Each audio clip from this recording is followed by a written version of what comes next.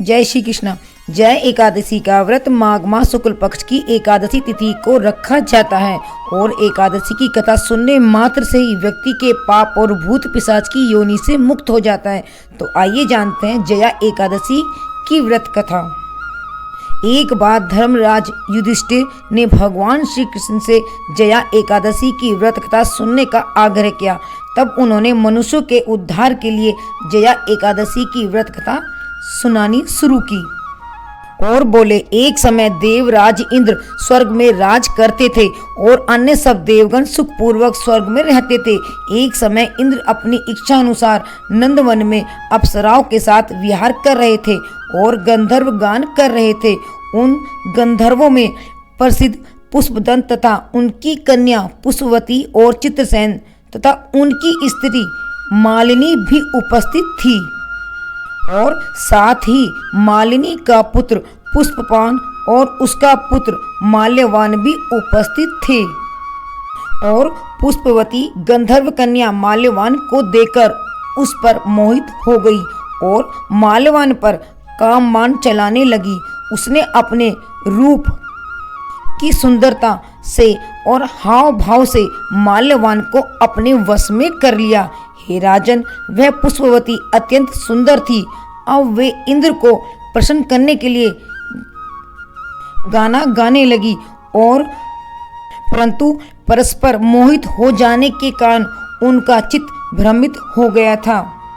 तो उनके ठीक से गाना न गाने पर स्वर का तालमेल ठीक न होने के कारण अब इंद्र उनके प्रेम को समझ गया। तो उन्होंने इस बात को अपना अपमान समझकर उनको श्राप दे दिया। और अब इंद्र ने उनसे कहा, हे मूर्खों, तुमने मेरी आज्ञा का उल्लंघन किया है, इसलिए तुम्हें धिक्कार है और तुम्हें मैं श्राप देता हूं कि अब तुम दोनों स्त्री पुरुष के रूप में मृत्यु लोक में जाकर योनि धारण करोगे और अपने कर्म का फल भोगोगे। अब वो दोनों इंद्र का श्राप सुनकर अत्यंत दुखी हुए और हिमालय पर्वत पर जाकर अपना दुखी मन से जीवन व्यतीत करने लगे। और अब उन्हें गंध, रस तथा स्पर्श आदि का कुछ भी ज्ञान नहीं रहा था और वहां उनको महान दुख भी मिल रहे थे।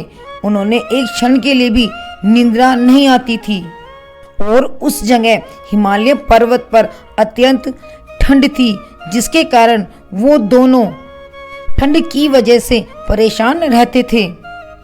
और एक दिन पिशाच की स्त्री ने कहा कि पिछले जन्म में हमने ऐसे कौन से पाप किए थे जिससे हमको यह दुखदाई पिशाच योनि प्राप्त हुई है।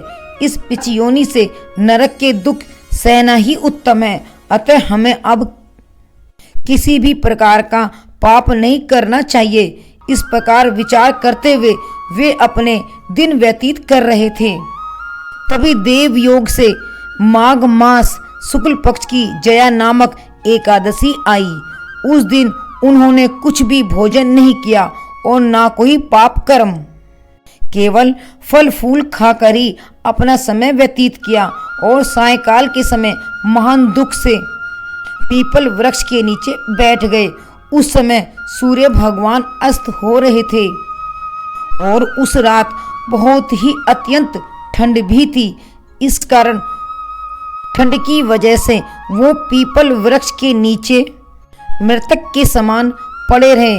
उस रात्रि को उन्हें निद्रा नहीं आई।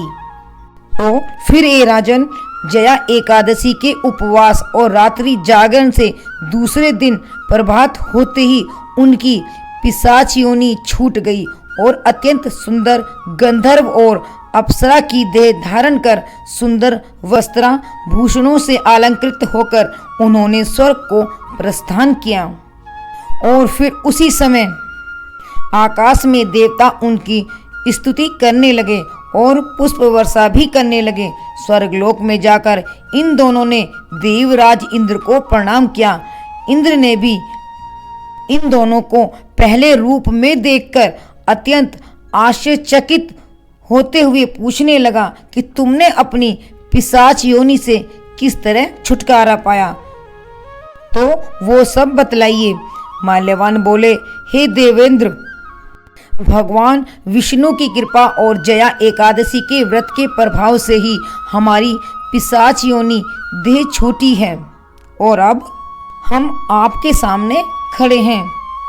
और भगवान विष्णु की कृपा से हमारी पिशाच योनि तो छूट गई और हम लोगों के वंदनीय भी हो गए हैं, क्योंकि विष्णु और शिव भक्त हम लोगों के वंदनीय हैं। अतः आप धन्य हैं। आप कहने लगे, हे राजा युधिष्ठिर, इस जया एकादशी के व्रत से बुरी योनि छूट जाती है। जिस यज्ञ जप दान आदि कर लिए जो मनुष्य जया एकादशी का व्रत करते हैं वे अवश्य ही 1000 वर्ष तक स्वर्ग में वास करते हैं। और अब भगवान विष्णु की कथा कहने और सुनने वालों पर उनका आशीर्वाद बना रहे, ऐसी कामना के साथ मिलती हूँ अगली वीडियो में। राधे राधे।